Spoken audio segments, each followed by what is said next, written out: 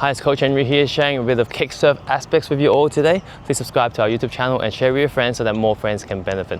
In our YouTube channel, all the videos are free, and we hope all our friends can adopt the give and take mindset and support our channel through Super Chat or sponsor our upcoming videos and let us know in the comments how we can answer your questions or any misconceptions that you might have, and let us know how we can help you. And today we're going to share aspects on the kick serve with you all. It's a great serve to have, and it's a great second serve to have, and it's also a fun serve to have where you can kick the ball up to your opponent, and if they're not experienced enough, they get confused and they will give you the point outright or give you a short ball which you can attack. And it's a very important serve to have also, and you can see all the pros, they have it because it's a top spin, or in a severe case, a little bit of side spin as well, so it kicks up into the opponent's backhand if you're a right-handed player playing towards a right-hander, and if it's a lefty, it's the opposite way around. So today we're going to share some aspects and how you guys can view this video and then have some things to practice in your own time so you can develop your own kick serve. And feel free to let us know in the comments if there's any questions you might have. So in our upcoming session, we're going to share one of the most important aspects with you all is the Continental grip.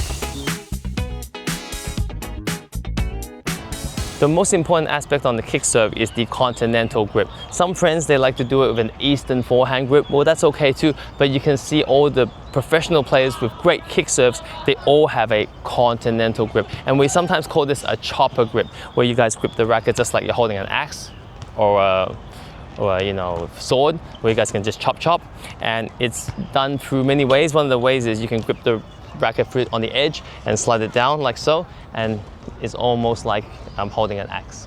Another way is through finding the diagonal bevel on this side if you're a right-handed player, and putting the base of your index knuckle on this diagonal ridge, where you guys can go ahead and do this motion, and it's very nice and straight, just like a chopping motion. So another thing we want to share with you guys is very important on the kick serve to have a Continental grip is the wrist mobility. Whether you're doing it through a flexion movement or a pronation movement, the Continental grip will give you guys that flexibility in your wrist and not so much burden like the Eastern forehand grip or even the semi-Western forehand. It's very tough to do with a semi-Western forehand grip. So I hope you guys can understand that with this Continental grip, you can have a forearm pronation movement as well, which we'll later on cover in this video deep in detail. But right now we want to mention that as a starter, you want to grip the handle at the top for the start, for the beginners who just want to familiarize with the kick serve movement, and then later on progress to the middle of the grip and the end of the grip. And definitely, if once you get used to it, you want to hold at the end so that you can get maximum leverage on the ball. So an example is here where you guys can feel free to brush up on the ball. As an example, at the start, as we mentioned, to hold the top of the grip here, so you guys can get used to this motion.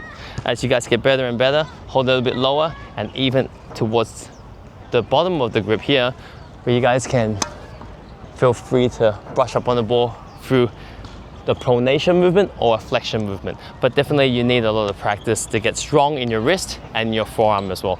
But having a Continental grip is very, very important. So hope you guys enjoyed this section in regards to the Continental grip and how it's important for a kick serve. And we look forward right now to share the next aspect with you all in the upcoming section.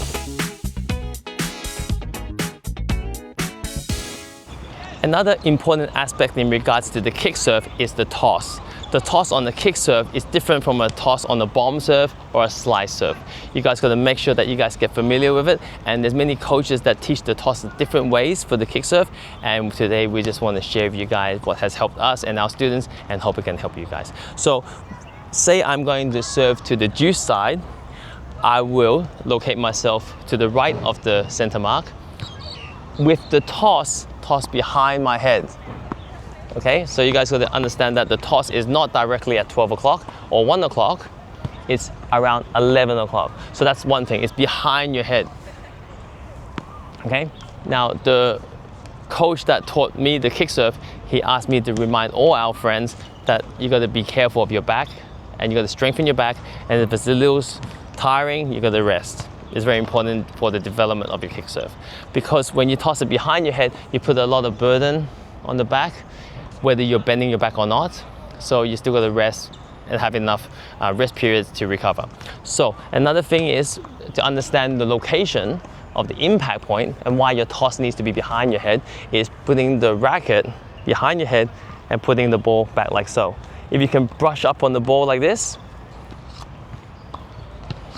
you'll feel that you know that the toss must be behind your head in order to hit the kick serve. But is it this low? No, it's not this low, it's a little bit higher. But to understand and feel the position, you must go with a little bit more exaggeration. So for example, after I do this exercise and move my racket with the ball behind my head, I then go and hit the ball,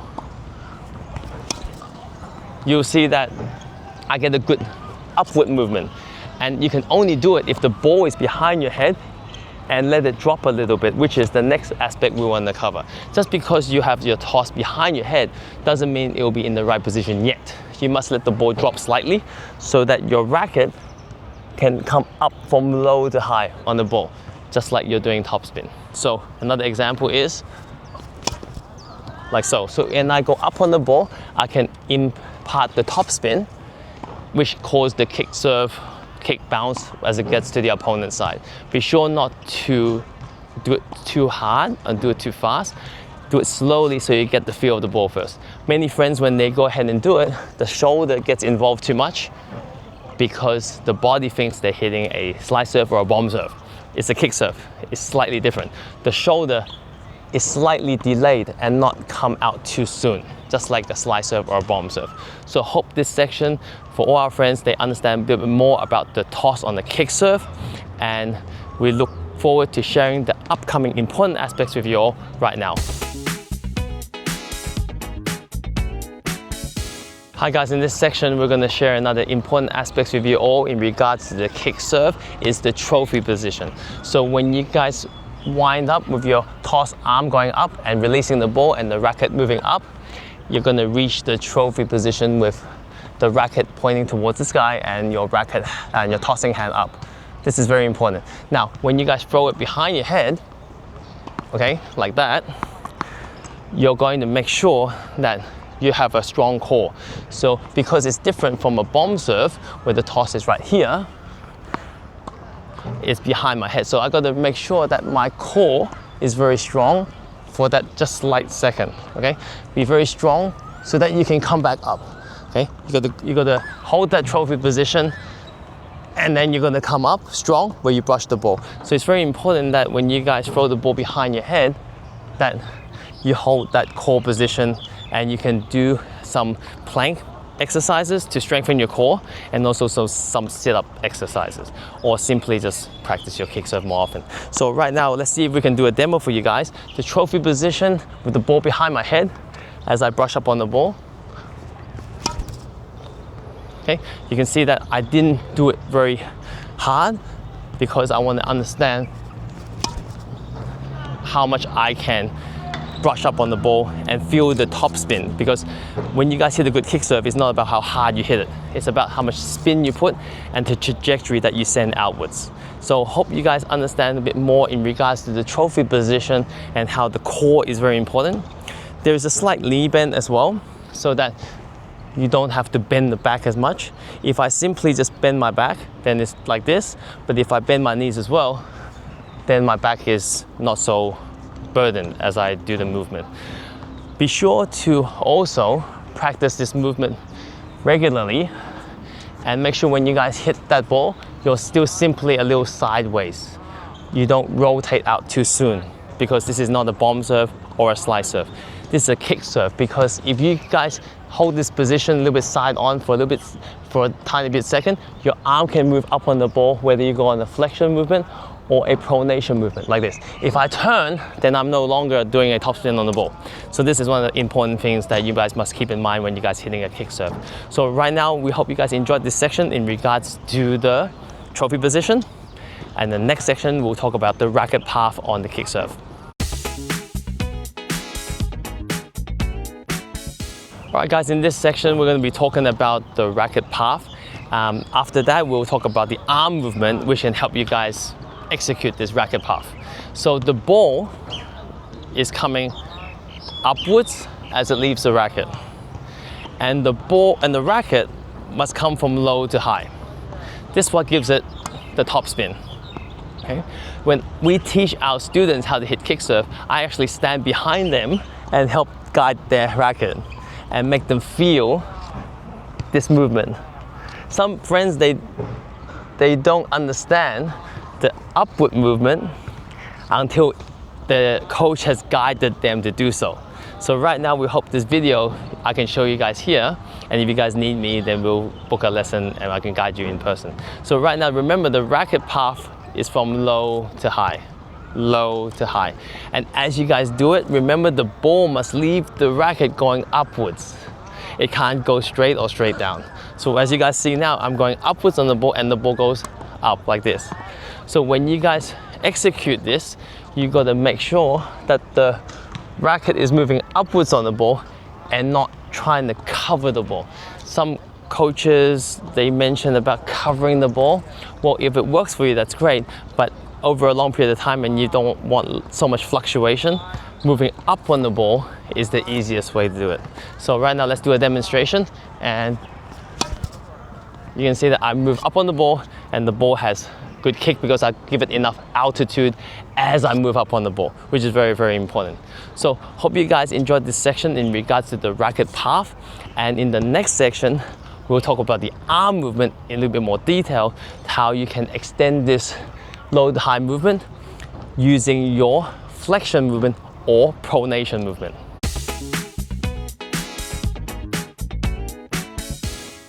In this section, we're going to extend the section in regards to the racket path, which is low to high on the ball, to the arm movement. So remember, the racket doesn't know who you are and it doesn't know what you're doing. All it knows is how the strings is touching the ball.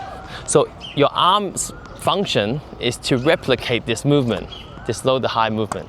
Of course, definitely we don't do it like this. We're going to be doing it from behind our heads, so that the ball can be impacted here and you go up on it, starting from down, okay, going up on the ball. So there's two ways to do it. One is through wrist flexion, where the forearm does not rotate. The second way is when you hit it, you will roll the forearm as well, and that gives the ball a little bit more heaviness. Well, does that mean the flexion one is wrong? No, it doesn't. It just means that just gives it more cut. But if you want to give it more bite, then eventually, some friends will eventually start to pronate as they get more experience. And for sure, you know, you got to ask your coach what stage you're at and have them observe your serve and develop it for you as well. So not just about you going to the court and just practicing many kick serves. It helps to have a guide to help you. So right now, I'm gonna see if I can show you guys, if I go flexion, sorry, this is flexion. But if I pronate, I will give it more bite and the ball will be a little bit further. See my arm like this? And the ball went a little bit further. So whether you do a pronation movement or a flexion movement, your purpose is still going to go low to high on the ball. If you're more expert on it, you can slope it a little bit so the ball has a little bit more diagonal spin. But at the end of the day, it's still low to high on the ball. So I'm gonna give you guys a sharing here, demo, if you guys can see here. Yeah, so you can see that the movement on the ball, as I kick, the ball will jump. And as I give it enough height, not too much power, but more into the rotation of the ball. Be sure to practice this exercise more often, as this helps a lot. And the more you practice it, the more you strengthen the muscles that's involved in the kick serve. So hope you guys enjoyed this section in regards to the arm movement. And the next section on the stance is very important also.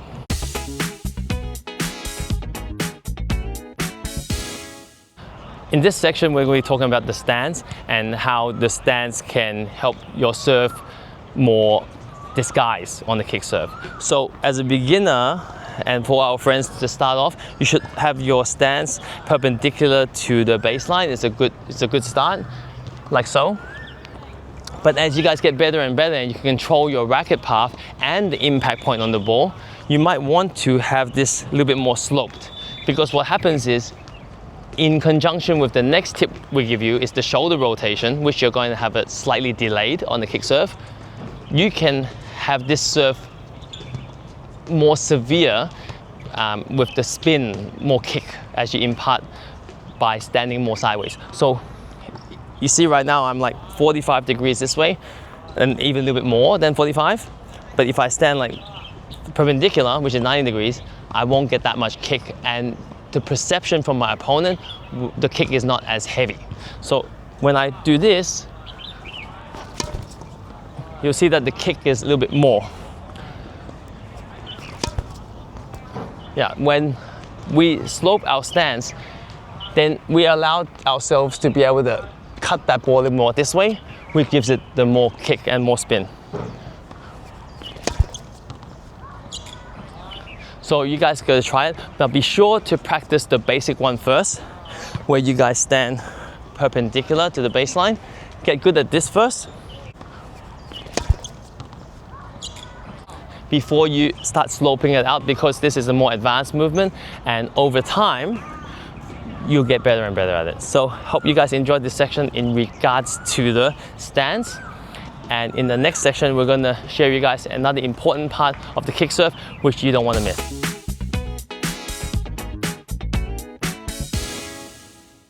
Hi guys, in this section, we're talking about the kick serve shoulder rotation, how you should delay it slightly in order to get more topspin on the ball. Because what happens is on a bomb serve, you wanna rotate and hit. On a slice serve, you wanna rotate and hit. But on the kick serve, it's slightly different. You want to spin and then rotate out. Because what happens is if you rotate and then try to do it, then your racket will not be in that path to put the good topspin on the ball. So what happens is you want to maintain a little bit more sideways and spin this ball first, and as it leaves your racket, then you rotate out. So I'm going to give a demonstration here. So like, if you can do this, then you'll see your kick will have more bite as you allow yourself to go low to high on the ball first before you rotate out. Well, then you're like, well, how do I get my power? The power is from the timing and not by forcing the shoulder. If you force the shoulder on the kick too much, then you lose your spin and you might pull the ball into the net. So, which is a very important part of hitting a good kick serve, is to not hit the net and make it go up first. It's very, very important. So hope you guys enjoyed this section in regards to the shoulder rotation and how it plays a huge role in hitting a good kick serve, and how you must slightly delay the shoulder coming out. And we look forward to sharing the upcoming section with you all, which is also very important to hitting a good kick serve.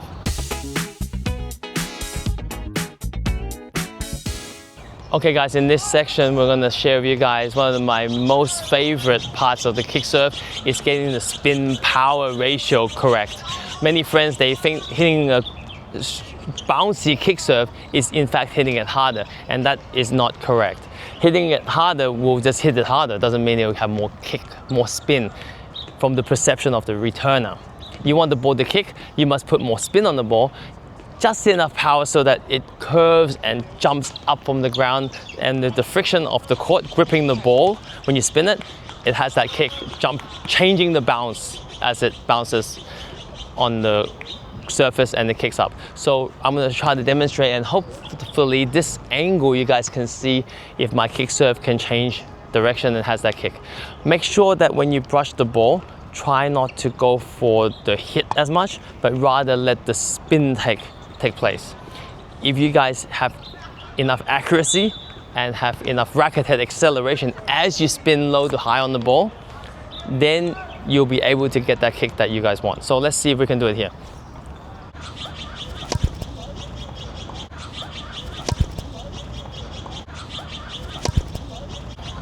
So you guys can see on that kick serve that I let that ball come down and I brush up sharply with the strings, causing the ball to have a lot of spin on the ball. It's very tough to refrain from hitting it as a beginner, but you got to trust yourself, slowly develop that spin first, and eventually you get stronger in your racket path that through doing this path, you get enough power through accuracy and control. So we hope you guys enjoyed this section in regards to the spin power ratio on the kick serve. And it's not just about swinging hard, it's about slowly developing the spin and eventually getting it strengthened to get more kick on the ball, causing the ball to more kick. So upcoming session is about the pronation, and we look forward to showing more of you guys in a little bit.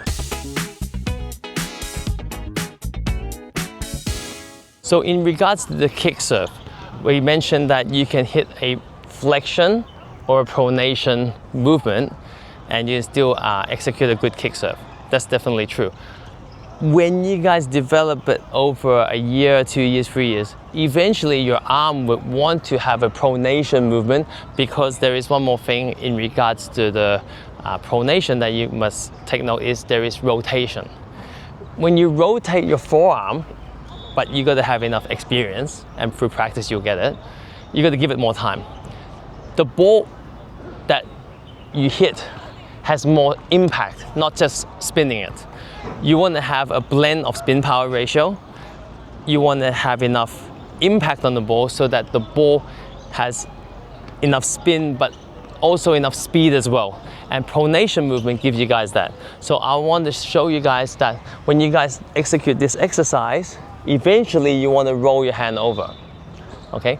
You want to see the fingers before, and then you don't see the fingers at the end. So you're pronating outwards, turning outwards with the forearm. But then again, want to mention that this movement, you cannot force it. It's, especially on the kick serve, it's through feeling as well and timing. So give yourself more time to develop this kick serve.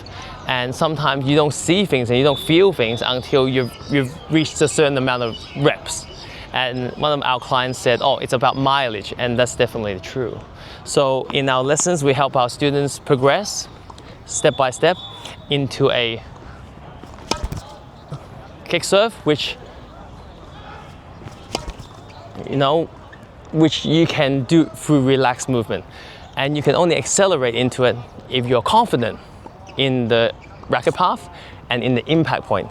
It takes a certain amount of time. So I guess the biggest message here is practice, and if you can, possibly find a coach to do it. And if we can help you locally or internationally through our courses, feel free to let us know. And we hope you guys enjoyed this video on the kick serve. It's been a long one, and feel free to refer to our slide serve and also our bomb serve video. And in our YouTube channel, all our videos are free, and we hope all our friends can adopt their give and take mindset by supporting our YouTube channel through Super Chat, and also through sponsoring our upcoming video where we can tailor-make it to your questions. Any misconceptions that you might have, then we can clear up for you guys. We want to share our courses with you all and our products and services, but more importantly, our private lessons are important as well. Wish you guys improvement in all your tennis to come.